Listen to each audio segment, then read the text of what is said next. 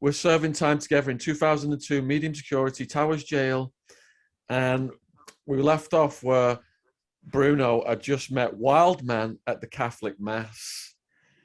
And could I, a lot of people in this country respect Wildman, Bruno, but some people have said, he didn't make his bones in this country.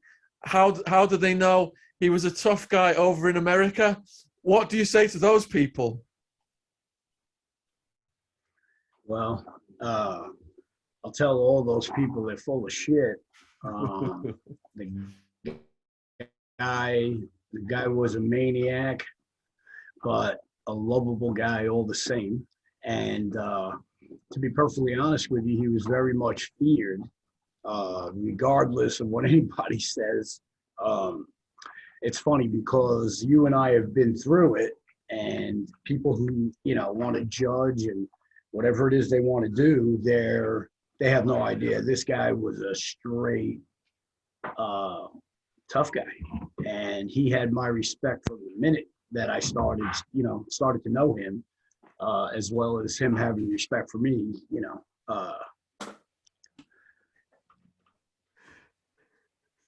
Yeah. Wow. He looks so much different. Was he sick, Sean? Yeah, what happened was he got released. That's my wild man, yep. Got released in about 2008, and he was adjusting. He became my co-host on the podcast, and he was loving it. He was really popular.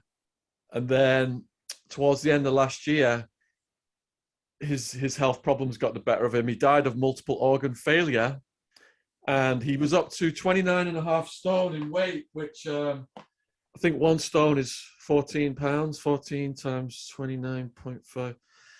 He was over 400 pounds, 6'2". And during one of the podcasts, he was like leaking fluid through his legs.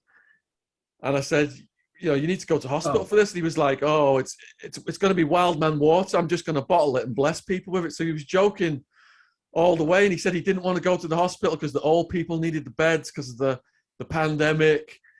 And yeah, it was really sad. He ended up from his house. He just got rushed to the hospital and with breathing difficulties, and he died. And his funeral was the end of last year. But he loved you. He had nothing but love and respect for you. Yeah, I remember I was in the mass. Same here. I was in the Catholic Mass when you guys first met, and we were all supposed to be quiet, and he's whispering really loud. You sat on one side of me, he sat on the other side of me, and you guys shook hands, and it was so powerful. When you guys shook hands, it pressed against my body, and I almost flew out of my seat. Yeah, he was some character, and he was the sweetest guy. I just have nothing but good to say about him. He was, and for everybody that's listening, he made his known, and he made it known well. Yeah, and Marco couldn't move him into my cell because the prosecutor put a do not house, but Marco Roscoe had the guards let him visit us, didn't they? He would just come in and visit us for hours and hours on end.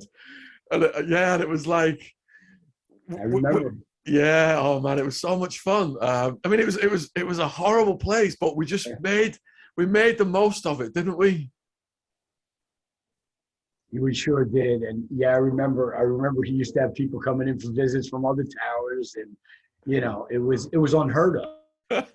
It was unheard of. An inmate telling the guards, bring that guy from that building into here and just let him hang out for hours on end. It was so cool.